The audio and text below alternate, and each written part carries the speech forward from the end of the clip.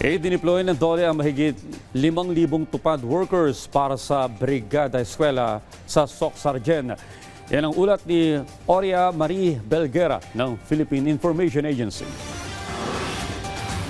Aabot sa 5,011 tupad beneficiaries ang idineploy sa 163 na mga paaralan sa lungsod ng Coronadal, General Santos, Tacurong at Kidapawan, pati na rin sa ilang bayan sa South Cotabato, Sultan Kudarat, Sarangani at Cotabato Province. Tinatayang nasa 2,205 na silid-aralan ang makikinabang sa programa habang higit 47.4 milyong piso naman ang inilaang pondo para sa pasahod ng mga manggagawa.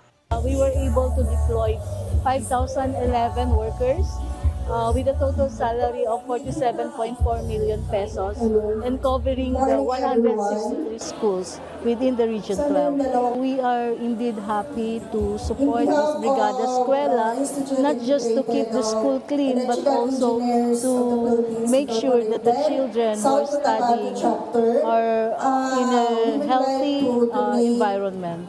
Ayon sa DOLE, tatanggap ang mga benepisyaryo ng 475 pesos kada araw sa loob ng humigit kumulang 20 araw na trabaho. Ito'y alinsunod sa umiiral na minimum wage rate sa rehiyon.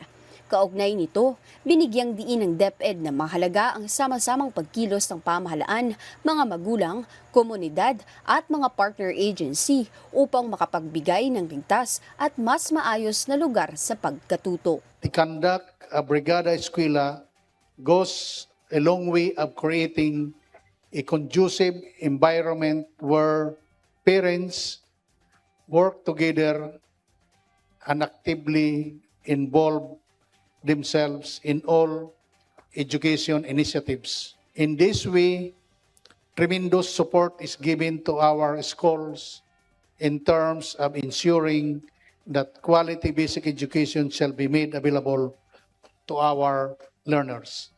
Sa pamamagitan ng pagtutulungan ng iba't ibang ahensya ng pamahalaan, hindi lamang napaghahandaan ang malinis, ligtas at maayos na pagbubukas ng klase para sa mga mag-aaral, kundi nabibigyan rin ng temporaryong hanap buhay ang mga tupad beneficiaries sa rehiyon. Mula dito sa probinsya ng South Cotabato, para sa Integrated State Media, Aurea Marie Belguera ng Philippine Information Agency, Soc-Sargen.